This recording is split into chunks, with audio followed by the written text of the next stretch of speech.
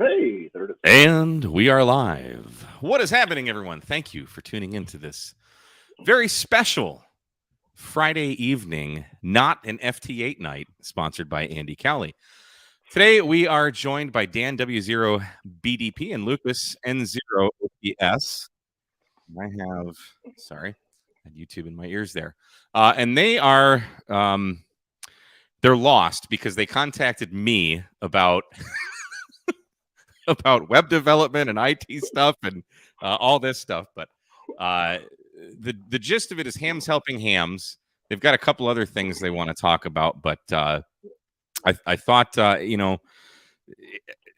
this channel is always about promoting inclusivity and positivity in ham radio, and I thought Ham is Helping Hams was just a great thing. So, boys, the floor is yours. Thanks, everyone, for stopping by, and what say you? Well, also, this was supposed to be kind of opportunistic because you are approximately 45 miles that way right now or so, because, I'm down in Houston. So 70 miles, but yeah. Okay, Google lied to me. Don't blame me. You're in Houston proper? No, I'm in Spring, Texas. Oh, yeah. Yeah, you're probably 40 miles or so. Yeah, it's all Houston to me. But like the idea was like, hey, we get together and do this. But like, yeah, schedules just didn't work out. And honestly, I ended up working until 10 p.m. to almost midnight, almost every night this whole week. But at least we got together. Yes. At least we got together. I'm glad we can make this happen. Yep. We were hoping to do a POTA, but yeah, if you're going to be in town tomorrow, I think you're leaving. I will be at Huntsville State Park tomorrow. Yeah, I fly out at 1, so I mean, it'd be a struggle to get there. Yeah, but that'd be tough. I did not plan ahead on this. No, so, that's okay. Lucas, where's your QTH right now? I'm in Minneapolis. Yep. So I'm also normally from Minnesota, but right now, we won't hold that against. There's really good beer in Minnesota. Well, there's one. There's really good food here. The food here has been phenomenal. I went to Tris last night. Oh, that was just amazing. But yeah, the food in Houston is just amazing. Love it down here. Good. Yeah, there's a lot of good Mexican food. Hopefully, you've had a chance to imbibe. El Salvadorian food truck that was down over that way. Yep, was just amazing. A lot of food trucks here. A lot. Yeah, and and the food truck here is different than where we're from. Like they actually build like a structure and everything, and like they had TVs out there, and where we're from, food trucks drive around and pull up to a place and stuff like that. Yeah, so that was really cool to see. Nice. So what do we want to talk about today, boys? Why did you bring us all here? There's 50 people watching now, so don't get stage fright. Oh, well, that's nothing. So Lucas and I, we gave a presentation at Defcon. So for those of you who don't know, Defcon is the world's largest hacker conference, and it's held in Vegas every year. And we gave a presentation at the Ham Radio Village, which has a presence there. Oh, cool. Yeah. And so the talk was called My Call Sign is My Passport. And although we gave a talk about security at a hacker conference, the idea really was more of the bigger idea of it is hams helping hams. No matter what your skill set, no matter what you're into, there's ways to help out other hams. In our case, we were trying to help out the security of a ham radio website, like one of my favorite ham radio websites that unfortunately I can't mention who they are because that was just our agreement with them, since they possibly couldn't fix everything in time because they don't have enough help in order to fix all the things I helped them find. So Lucas and I helped them find. And what kinds of security issues were these? How deep can we get into this? Well, Dan, I'd say let's probably just kind of start with how we got into this and kind of where we landed. Yeah. So if you want to kind of get us going here on where this all started. Well, first let's go to the first slide, just because since we did mention Minnesota, we can't not show this. So right. This is how we POTA in Minnesota. So this is Lucas and I's first POTA activation together is on Winter Field Day, and we did it on 20 meters. So it was like The worst idea ever, but it was a lot of fun. It's the far right photo in the middle. Yeah, the left one there is obviously a different time, but yeah, it was 20 meters on winter field day. Yep, it was 0 degrees outside, and we were had a 176 amp hour battery I had built. So nice. We had all the power we wanted, run 100 watts. Yeah, but we didn't have a space heater. Yep. Was that just this year? This was a couple years ago. Okay. Yeah, it was 2 years ago, I think. Yeah. That was to check the podologs. Yeah. But yeah, I know. I was telling Dan before the stream about the frozen lakes on the air activation that I did in Michigan. So yeah, I had been there, done that. Except I didn't have the luxury of the fine quarters that you have there. Now it's funny that we're doing POTA and frozen lakes on the air.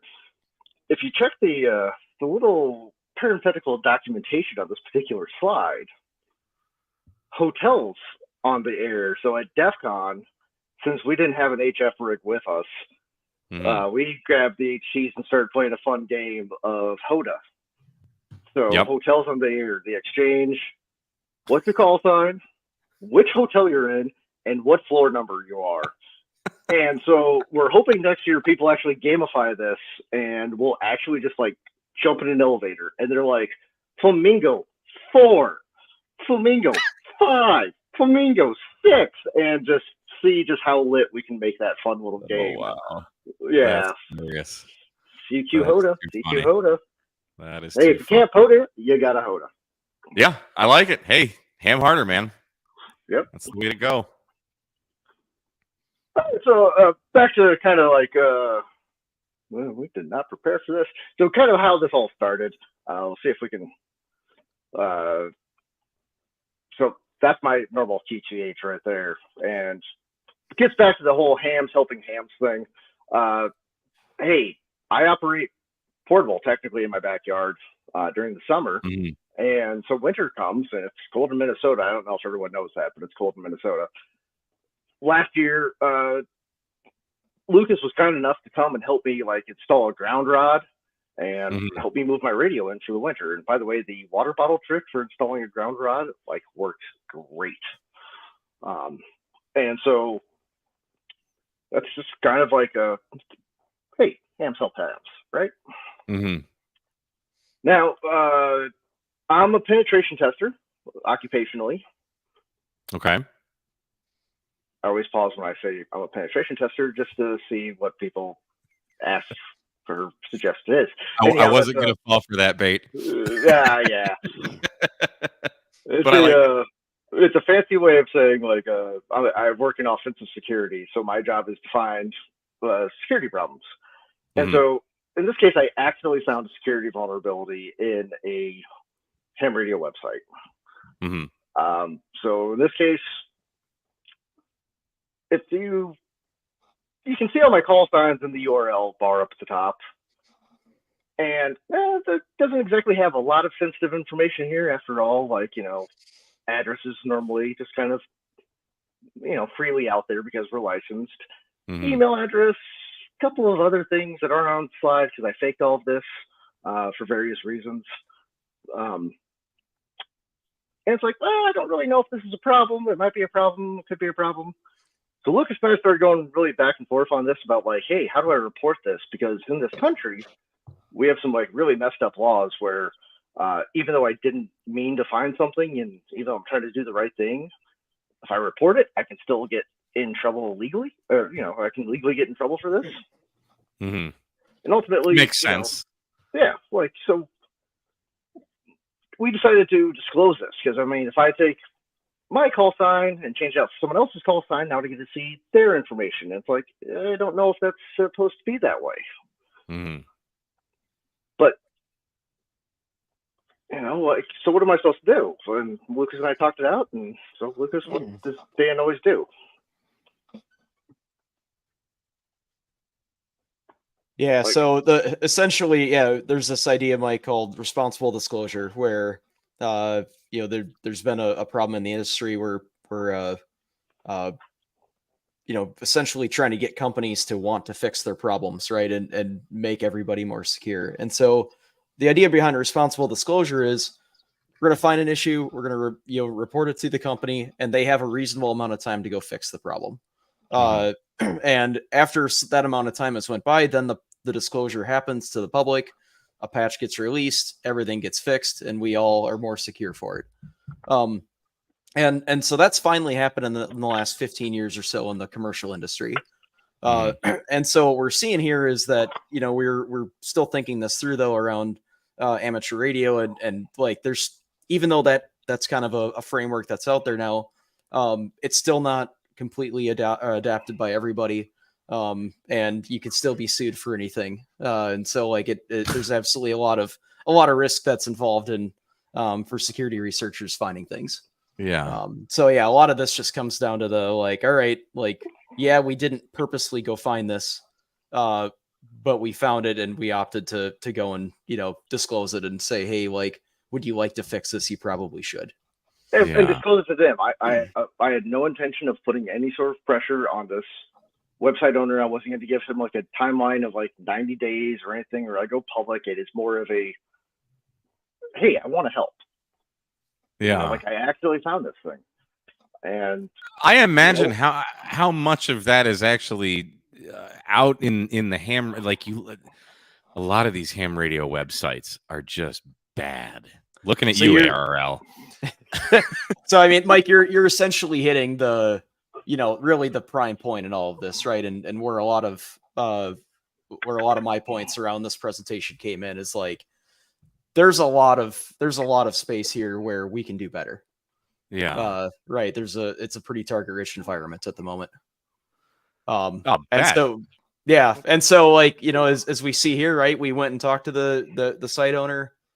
He loved it, right? He was very excited about this. We went and helped him get the issue sorted out, right? Got it fixed pretty quickly. And so on and so forth from there.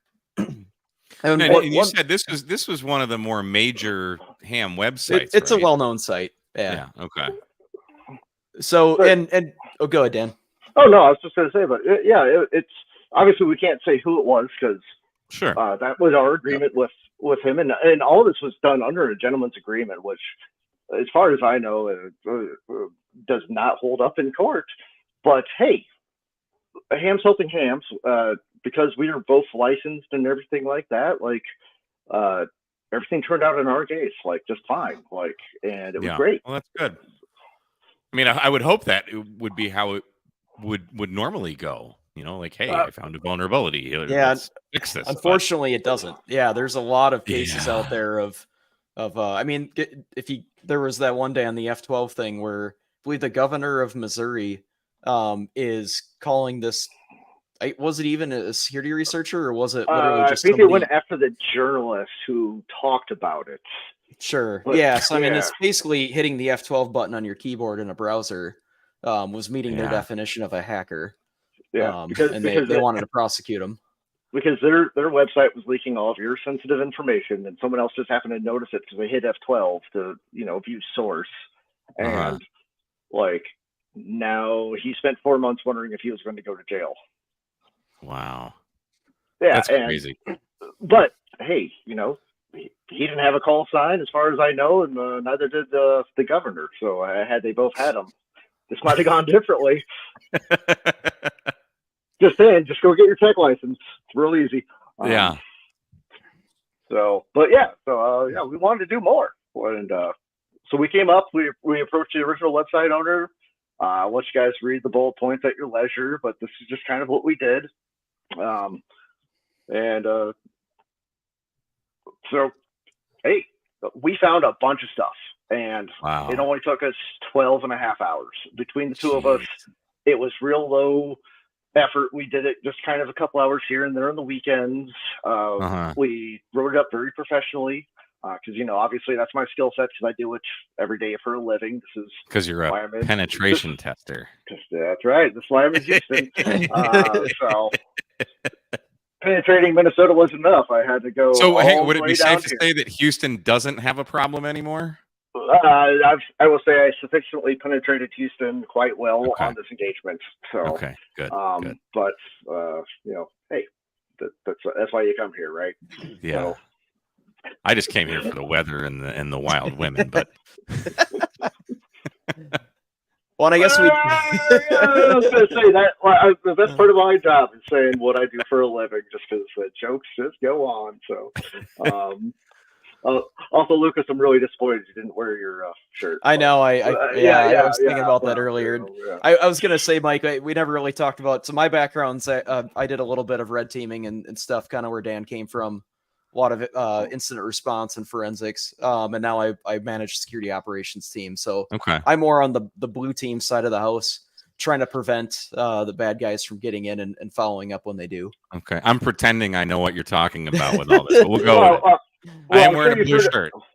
Yeah. I'm sure you've heard of red team and blue team before. It's like, military exercises and things of that nature, where it's the offensive and the defensive. And so when we did our presentation, this was a little subtle joke that we did, since in security, there's the red team who are offensive like me, and there's the blue team, which are defensive people like Lucas. And so he was wearing a blue polo shirt, and I was wearing the red polo shirt during our presentation. I see.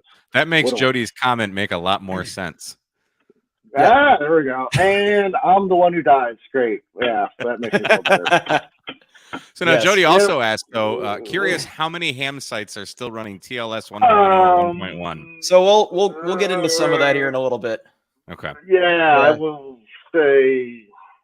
So we found some vulnerabilities. 6 high. So what are we calling a high vulnerability without being? So there are metrics in the industry that define what these severity ratings mean. And so an example of something, I guess that Dan, maybe you can help me on the high versus critical, but there's this idea of a remote code execution issue.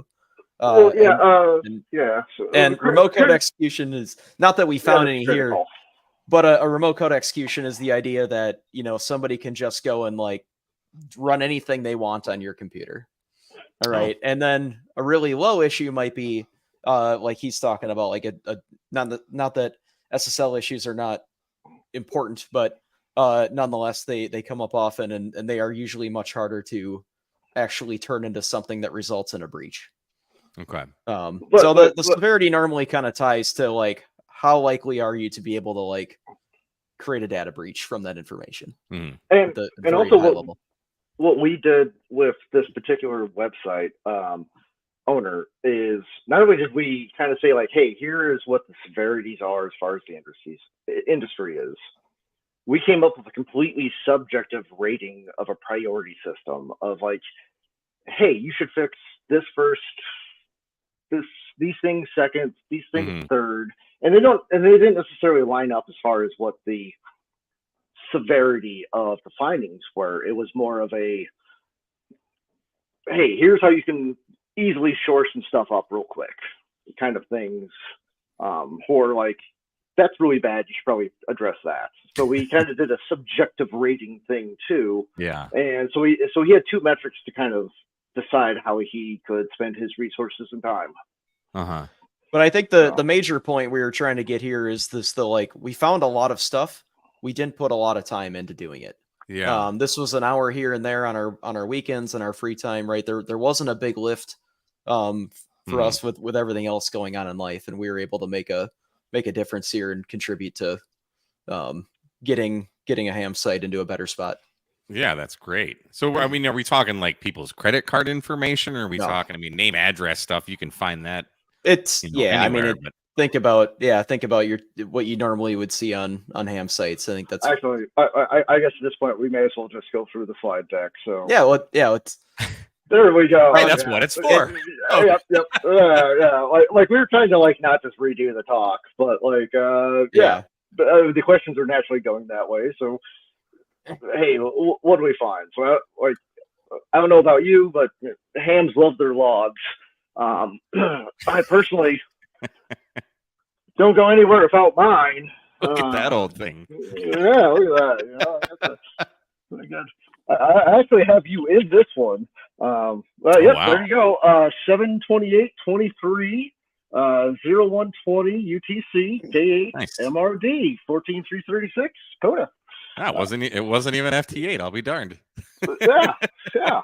So and hams love their logs.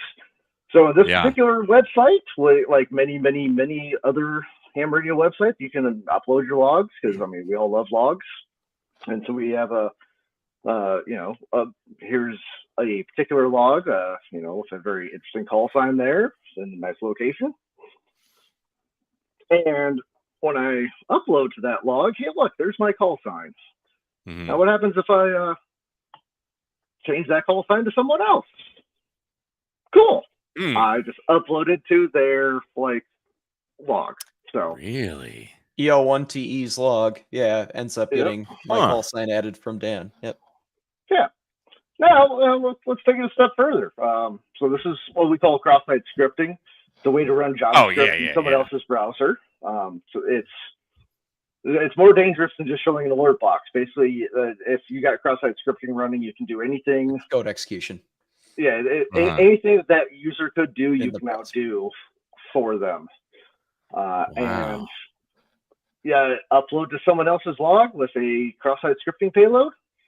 Now you've got cross-site scripting running persistently. Anytime someone visits that log, it's going to run, and you can do whatever you wanted to them. Huh. Why stop at one vulnerability when you can take two and put them together? Hey, get two birds stoned at once. Always go for the throat. Always go for the throat. Now, it's hilarious that someone actually mentioned TLS findings, because that's actually in the slide deck. Because I hate TLS findings.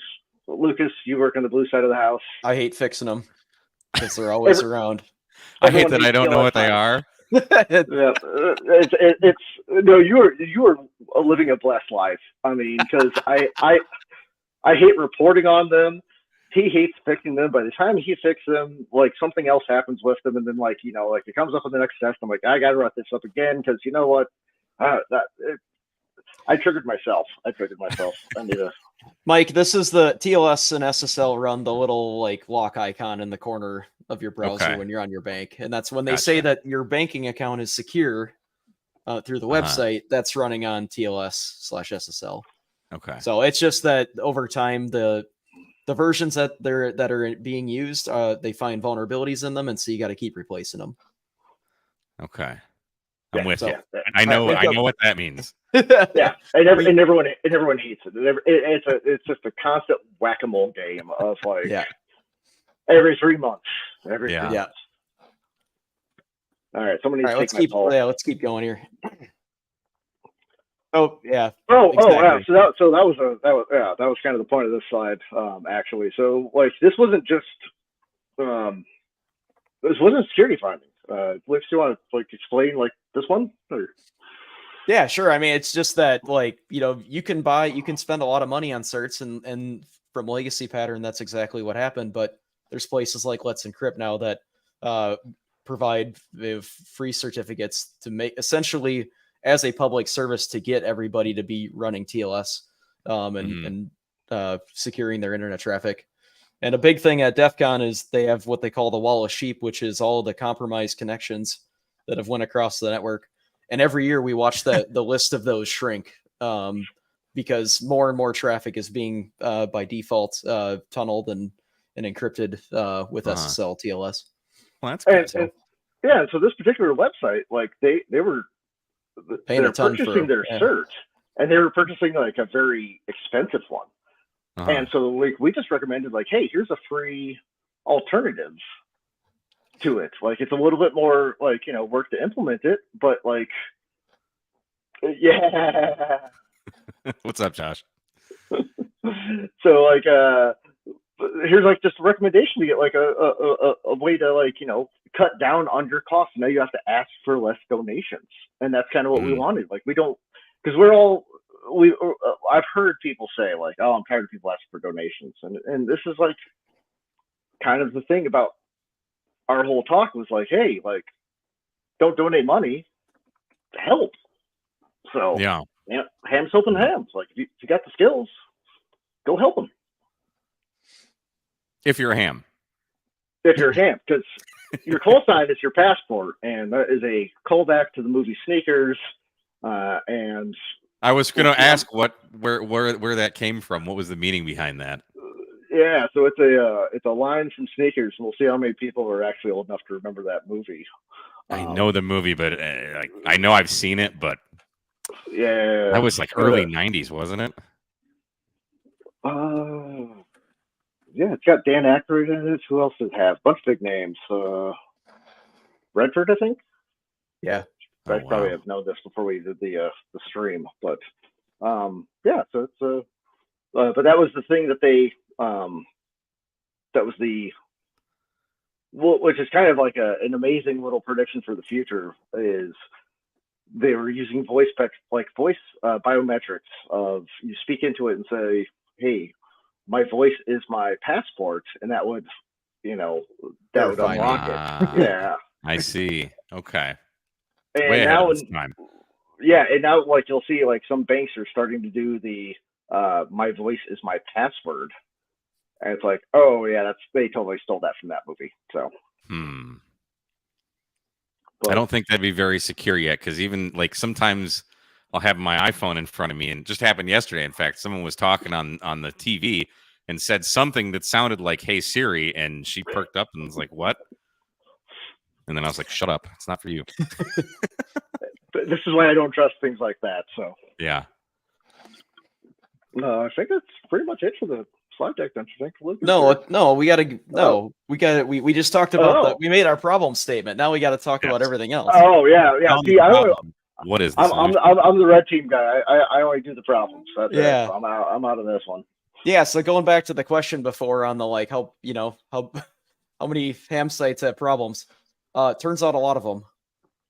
So Shodan is a search engine for vulnerabilities that anybody can go use, right?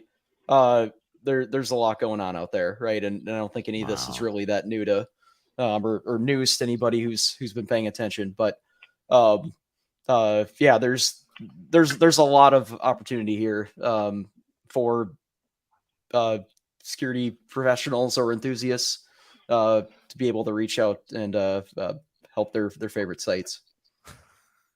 So I was thinking the same thing as Jody. He says Shodan search. Is Kyle's flex on there? He's thinking of the Sherwood report. Nice. Sherwood report. That immediately came into my mind too. if Lex would like to send us a radio to test, we will be happy. We're still waiting for Kidwood to send us that 75. So just saying. Good luck with that. All right, let's keep it going, Dan. What's the next? I love it. What's a firewall? Yeah. Oh, yeah. So MySQL is a database server. When your SQL server is on the internet, it's not MySQL anymore. It's our SQL, because anyone can get a hold of that thing.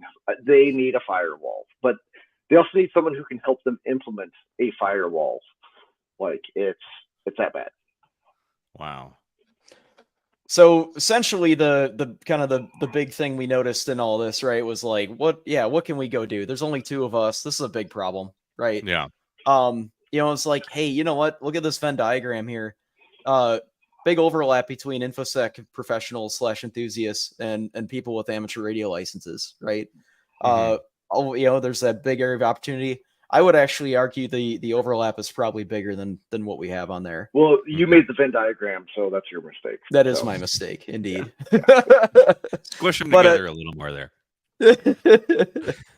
But essentially, like, yeah, your call sign ends up becoming a pretty easily verifiable like piece of identification, and therefore can lead to a layer of trust there, and just the recognizing that hey, like I actually am who I say I am. You in fact can go look me up on LinkedIn, find out I do in fact work in the InfoSec industry. I want to help you out. What say you, right? And people don't want help. They don't want help, but if they do want help, we are here.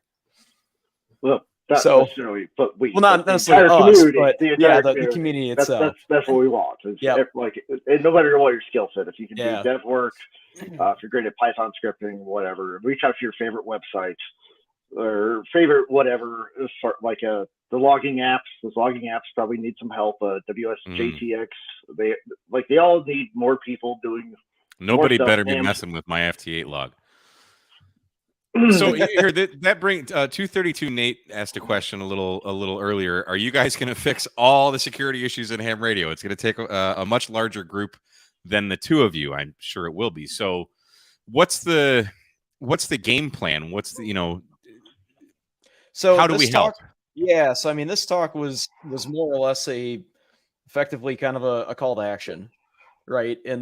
We're actually still kind of in the like thinking about it phase as well. Just we noticed the problem. We saw, we kind of went and put through a few things together to talk about, hey, this looks like something we should probably go do. And it's a little bit of the let's go start talking about this and see how many people agree with us. And so yeah. Well, I think anyone that's aware of it is going to agree with you, honestly. But ultimately, in 12.5 hours of our combined effort, so I mean, if we split that even down the middle, that's 6.25 each. Look at how much we helped one website. Sure. If you can spare 6.25 hours of whatever your skill set is, whether it's security, dev work, networking, what's a firewall? I mean, if you can go and do that, we can just raise the whole bar.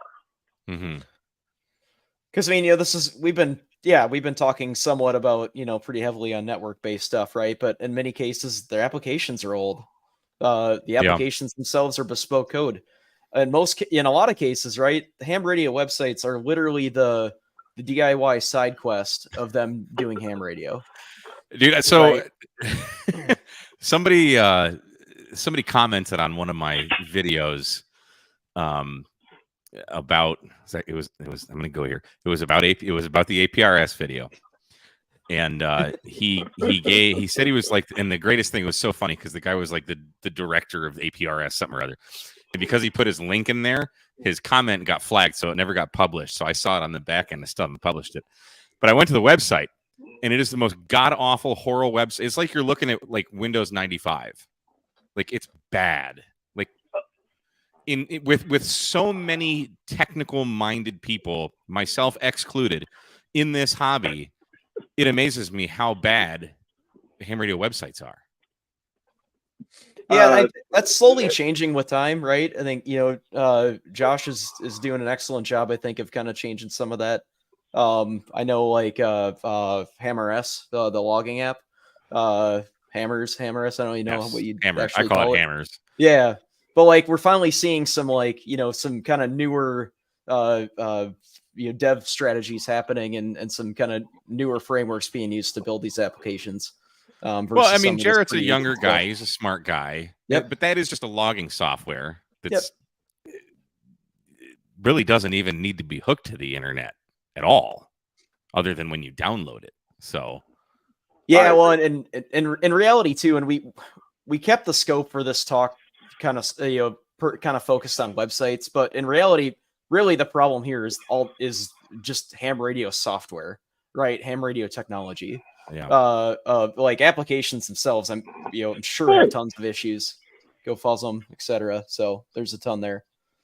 Yep. Yeah, there was a comment on Reddit a while back. I was waiting for you to bring up the Reddit. I was just waiting for that. It was something about, I think it was a comment about the Winter Field Day site. And it was like, it takes a lot of work to make a Wix website look like GeoCities. And that really stuck with me on the like, like that is exactly what's kind of been what's going on with some of this stuff. So there's nothing wrong with wanting to keep websites simple. It keeps them efficient. Yeah. If you're trying to connect to them over packet or something, you want something very efficient. But still that. But let's be real. How many people are connecting to a website over packet? They should not be, right?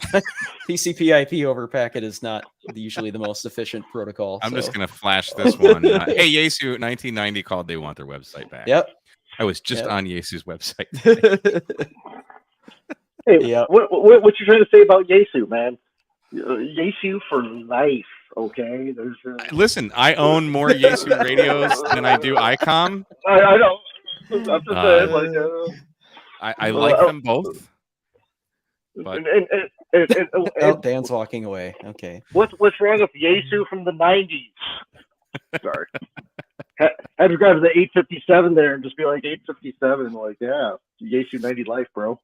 I can't believe how much that 857 people are still asking for.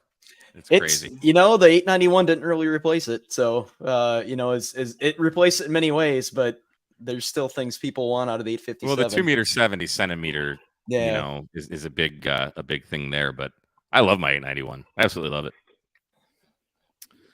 Sounds like what everyone would say if they don't have an 857. I've never had one, so. Isn't that right?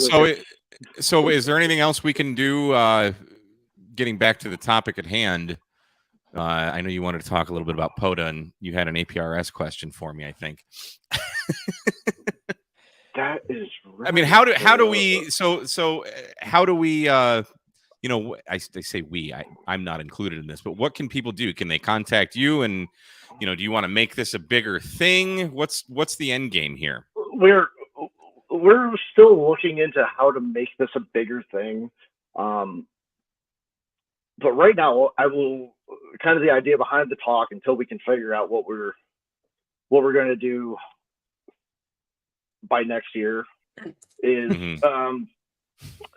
Is that a little ambitious? Yeah, I mean, because that's going to be a lot of work. But the idea behind the talk was, hey, until we can actually figure out what we're going to do and how we're going to do it and how we're going to lay it out, work can still be done. Things can still improve.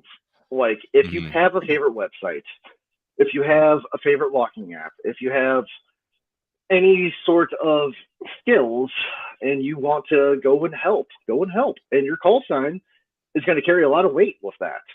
And, you won't, I can't say you won't have to worry about the legal troubles, but you probably won't have to worry about the legal troubles just because. Well, I think in our niche of ham radio, sure, you get the keyboard commandos on YouTube and you'll get the occasional jerk on the air if you're doing an activation or something. But by and large, if you got a call sign and you just meet somebody in the middle at a gas station in the middle of Timbuktu and he's a ham, you guys you're pretty much already friends because you have that in common. So I think that ham, my call sign is my passport, definitely holds a bit of weight to it. I like that.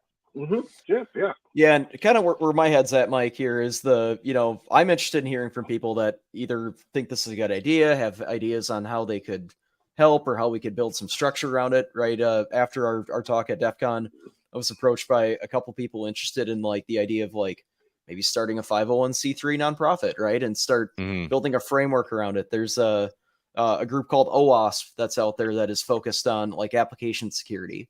For the entire industry. When web applications became much more common, this kind of same thing happened at first, where it was it's really easy to make really bad code that allows for lots of vulnerabilities. And so OWASP's whole focus has been, they have what they call the top 10. This is the top 10 most common things that people get wrong on websites. And so being able to kind of take a similar mindset here and apply that to amateur radio websites with a more narrow focus is kind of where my head's at the moment. So I think we're definitely interested in hearing from people that like that idea. Do we have any more slides or? Yeah. No, I mean, we can go through. Well, and I think, Mike, you were kind of asking here about how can people help? What can they do? And so the next slide or two here is very much we just kind of threw a couple ideas together here on this is how we'd go do it, or this is what we did do, and how you should kind of the mindset people should get into if they want to help, right? So this idea of a friend EA, right? If you go and make an agreement with a site owner, right? Let's stick to it, right? Let's try not to go break things. We want to help them. We don't want to. It's fraud. We don't want to go and actually add consternation for them. We want them to. We want to be helpful and not actually cause them more trouble. So next, and then the next slide, Dan. Yeah, right. And so very much kind of going back to that responsible disclosure component, on one hand, we are, we want to go find these issues and we want them to get fixed. But ultimately, if, not all these sites have a lot of resources, not all of them are able to quickly go and jump on this stuff. Depending on how the application's made, there might be bigger challenges to actually fixing them. We don't want this to turn into an adversarial kind of situation. We want it to be collaborative. right? Yeah. So like just finding the issues, telling them these issues exist, that's already much further along than I think a lot of a much better position for them to be than where some of them I think are right now, where they don't even necessarily know things are wrong. Yeah. Well, it's great. There, I mean, I know. They're just by looking at the chat. There's already people that are interested in this, and I know a lot of guys who aren't here who are. Well, I'm just going to call them IT people because I don't. Nerds. I am We're not nerds. smart in that. We're You're nerds. nerds. Yeah, there's We're nerds nerds. out there that like would just love to do this for fun, you know, and Oh, and it helps the community. So yeah, and we had fun the entire time we did it, and it was great getting to talk with this particular ham and getting to have a relationship and know them and everything and help them out. So I mean, like I said, it's one of my favorite websites. So and yeah, we had a great time. So it was a good way to spend last winter. Very good. Quick shout out to Jeremy Can 6FWT for the 556 super chat. What a great caliber that is, isn't it? Really Thank is. you, Jeremy. I appreciate it. Yeah. So yeah, and it goes to the whole. I mean, the whole mantra of ham radio to what is it? To bring goodwill through. I forget what the FCC's definition is, but goodwill. Yeah. In there somewhere, Yeah. so. Exactly. Yeah. Fostering. Goodwill and yeah. You're right. And now I'm blanking That on thing. it as well. Yeah. That thing. As soon as we hit end, it'll come to me. Yep. And you know, Mike, when I was making the slide, the slides here for some of that, that's exactly the first thing I put on the slide was the line right out of the ARRL operating book from the 20s or whatever. Yep. Yeah. Fostering goodwill and good relations. Here's one from Philly Ed. For the folks who know what they are doing in InfoSec, unlike me. Thank you, Ed. I am right there with you, buddy. But Ed, there's other ways to help. Take Mike, for example. He may not be into InfoSec or anything like that, but he's still a ham helping hams. I mean, I've got the 1010s over there. I got the Messi and the Palomi. I mean, you know, by the way, the KM or K8 MRD coupon code, like lit 10% off. So I mean, like he's helped me a lot, like just by watching his videos. So it's still a hams helping hams kind of thing. Yep. So absolutely. Now DFIU, I'm sure that doesn't mean what I'm thinking it means, but yeah. So the whole thing here is essentially the kind of, again, back to the, like, we want to help them. We don't want to hurt things. So just being careful and, you know, sticking to what, you know, this isn't the spot to go and like try out the new elite technique, elite hacks that you've went and learned or just learned about, right? Like, do the stuff. So it does stand for what I think it stands for. It absolutely does. Don't F it up. Yeah. Okay. There's a Defcon tie-in with that as well. So nice. Because I mean, really, when it comes down to it, there's still no legal protections here. So you've got all kinds of legal issues. Like that's some. I don't even think it's a gray area. It's straight up like it is. Yeah. So essentially, it's you can't access systems you don't have permission to be in, right? And so that's where this is super, super important to be getting permission. Because it's really easy to run afoul of the Computer Fraud and Abuse Act. So I know, like, that's another. Oh, good. Probably entail hefty fines and/or jail time, I would imagine. Yep. It can, So it kind of it very much comes back to the, just being super careful and making sure you're very clear with who you're talking to. I know when I think about the, like, you know, future state on this too. Like, I'd love to talk to any attorneys that are familiar with some of this space. You know, can we get some carve outs? Can we get some kind of, you know, whether it's waivers or, you know, anything on I know paper, there is a lawyer. I can't remember his call sign, but it's I think his YouTube channel is JD A Lawyer Explains. I'm pretty sure he's a lawyer and a ham. Okay. I've met him. Awesome. So then we would love if he could help us out. I mean, he's got a call sign, so already he qualifies. So you know, we will.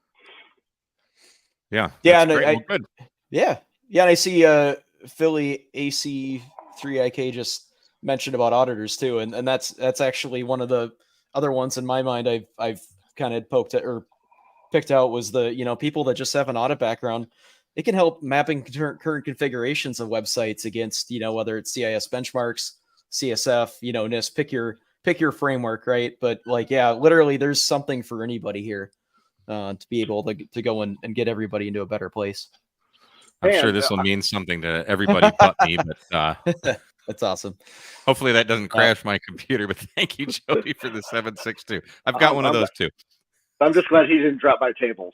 So thank you. Yeah, there was a little Bobby Tables reference earlier. So that was great. There? Yeah, I saw something about that. Yeah. I was thinking Bobby's World, though. If anybody remembers that, the cartoon that Howie Mandel did in the 90s. Yep. That's great. So is there anything else we need to go over, or is that pretty much cover it? Well, I think that's probably it on this. But Dan, you want to pull up the APRS? Oh boy, absolutely. So, here we go. Here we go. So the Defcon hams helping hams part is over. This is still adjacent. This is the trolling part. This is where the trolling happens. Well, now I got to figure out how I can share my screen properly. It's more accurate, Mike, in this case, to call it guerrilla marketing and guerrilla advertising for our talk at Def. Okay. Via APRS. You're trying to share your screen. There you are. Nope, that's not it. Oh, I'm sorry. Let's do that one. Yeah, so there's me APRS beaconing after DEFCON was over and as I was leaving, right? So there's thanks Ham Radio Village at DEFCON. See you next year. But I know, and obviously I had these on the wrong order. So here's the before, after the after. So my bad. I effed it up. So we're sending messages over APRS that you will be speaking at the Ham Radio Village Sunday at noon. Yeah, and so we were doing this ahead of the talk happening. Yeah. It's a good thing you had the infrastructure to get that message out. Otherwise, you'd have had to key up a repeater and use your voice. Hey, we're too busy doing HODA, man. We're too busy trying to get all those floors. That's true. That's true. Oh, that's true. And slow scan on the Conham frequency. So, yep. Nice. So Jeff has a question. I have no idea what he's talking about, but do you do testing on a development instance? No, this is prod. Everything's prod. Like these are just. It's a hobbyist website. There's no dev or QA or anything. It is prod. It's come correct. I mean, I would think more accurately, it's depending on the site you help, right? Like if you get buy-in from them in agreement and they have a dev instance, great, get you access to that. Absolutely, that's the better and safer way to go test this stuff out. I think in very few cases, what's an SDLC? I think is going to be the most common question there. So yeah, like these are.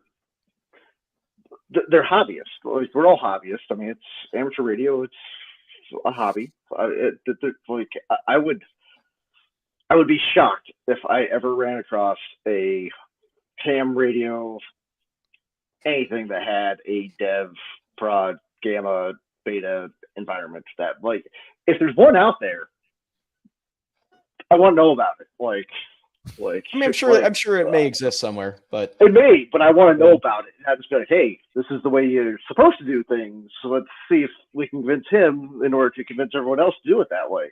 Yeah. That'd be amazing. So yeah. Well, good, cool. Anything else we need to talk about?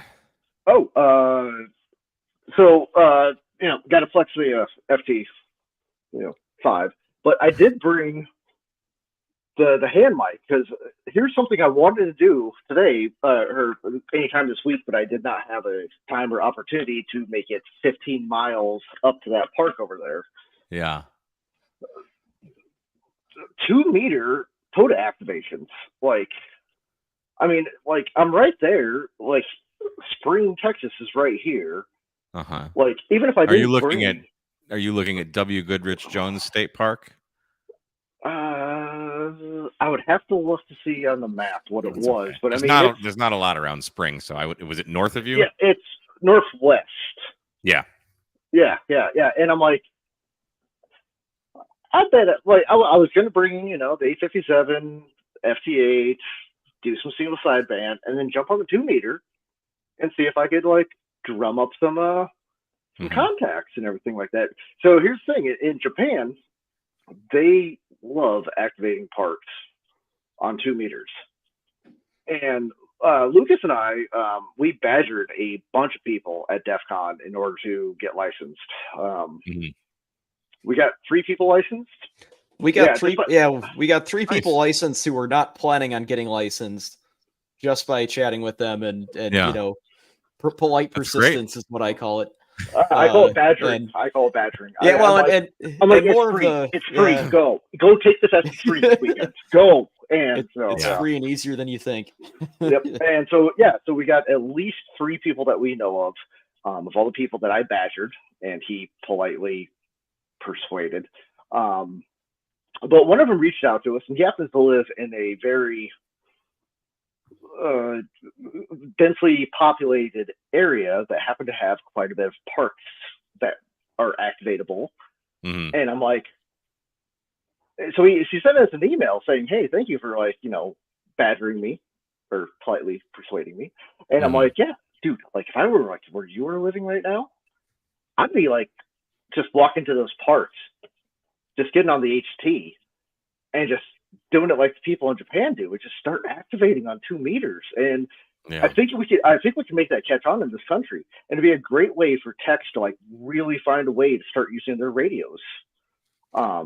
And so I think that would be an amazing thing. And I really want to do that. I would love for that to happen. Yeah. I've not had, the only times I've gotten 2 meter contacts are like with dudes that are already in the park with me. I saw that video last week, and I was like, oh, he's going to think, like, I saw that video and I came up with this idea, but I got the email to prove.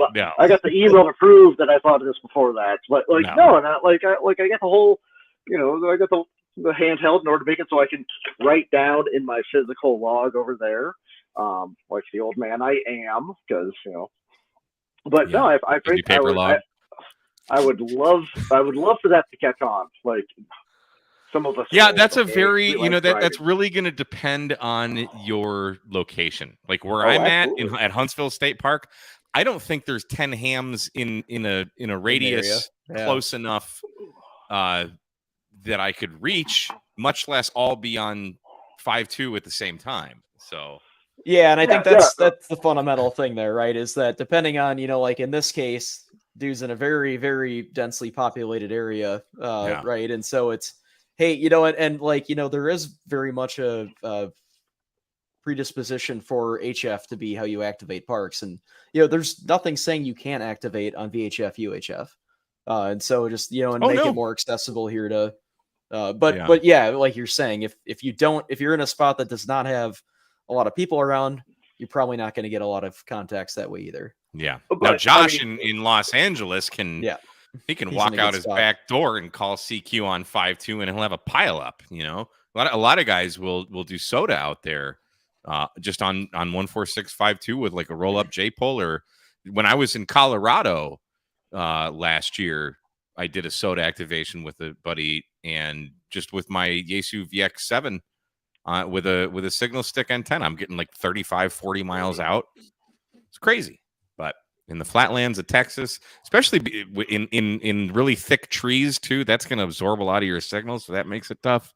But you know, like, hang on. The person that contacted us, they were in I would say a very advantageous place where, like, you know, you swipe your hand, you're going to hit like 4 hams just because of how densely populated it is. And I'm like, that's awesome. You can walk over to that park over there. I'm like, let's make it a thing, like the Japanese. Yeah. So I would love that. I would absolutely love that. Even in Michigan, there was the parks were closer, but they were still pretty far apart from one another. Here, I've got to drive. Huntsville State Park is 15 minutes down the road, but then it's another half hour south to get to W. Goodrich Jones State Park in Conroe. Everything else is at least an hour away or more. So, I mean, it took us 11 hours the other day to do 6 parks. So it's tough. Depends on where you are. Yeah, yes, absolutely. I would love to have more simplex activity. I'm not a big repeater guy, but if there were more activity on 2 meters, I would be all about that. I like that direct, you know, my antenna versus your antenna kind of thing. Yep. Jody's 5'2" is more solitude than Roy Orbison's "Only the Lonely," and that was more Elvis than Roy Orbison. So there you go. That was terrible. I don't know what that was. I'm sorry.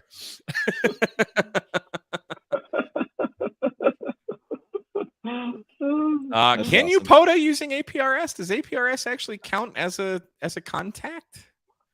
I would think it doesn't. I don't know. We're gonna have to count the POTA people, but at the same time, that would be the worst POTA pile up ever. I mean, FT8 8 counts, so if we're not can far you imagine off. trying to type in that like on the FT5? God, no. No. I'm taking that off the table.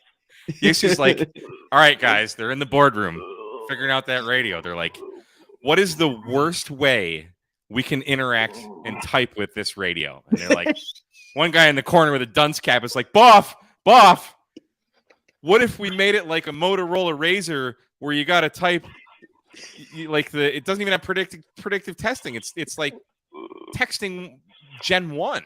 And then you got the really bad touchscreen on it. And then if you make a typo, like trying to like actually hit the back button, you never really know where you're at and what you're.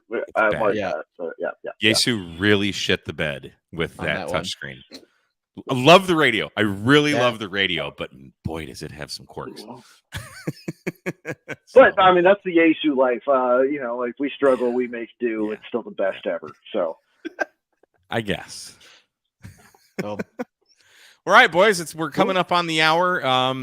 Do we want people to get a hold of you? If so, how? If not, chill out. Absolutely. Yeah. So I can grab the I'll grab the slide deck here and I can paste it in the comments. Because our email address is on there, and like, how do you get a hold of us? I mean, come on, you got our call signs; they're on the screen. Yeah. So you're good on the Zed. Yeah. Hit me up on 20 meters on sometime, like APRS. Not so much. Maybe WinLink. Not so much. No. Or just find you on QRZ and shoot you an email. Yeah, I need to throw my email address on QRZ, but I mean, I'm the most easily person you docked ever, so like it's really easy to find me. Oh, and StreamYard won't let me post the GitHub link. I'm guessing it doesn't. Oh, you can go if you're watching the YouTube live stream, you can post it there. And I'll approve doing it. Double duty. I didn't realize that. That's okay. Or just shoot me an email and I will add it to the show notes. Great. Okay. Cool. That'll be easier. So. Okay. All right. Well, hey, thanks so much for coming on. I'm guarantee you this made more sense to every other person watching than me. But I'm happy to be the one to facilitate this. I'm glad you were able to reach out and we were able to make this happen. So thanks so much, both of you, for what you're doing in promoting positivity and goodwill in amateur radio. And we know that one ham radio site is a lot more safer because of you. Thanks for having us, man. Like I said, it's a shame you're only like just 30 miles that way. The schedules just didn't work. Like I was excited, but maybe next time. Next time. I ain't leaving Texas, so I'll be here. All right, boys. Any final thoughts? No. Nope. We said it all. Yeah, pretty much. Very good. Hit me up on 20 meters. There you go. All right, guys. Thanks so much for coming. Thanks, everyone, for watching. We'll see you when we see you.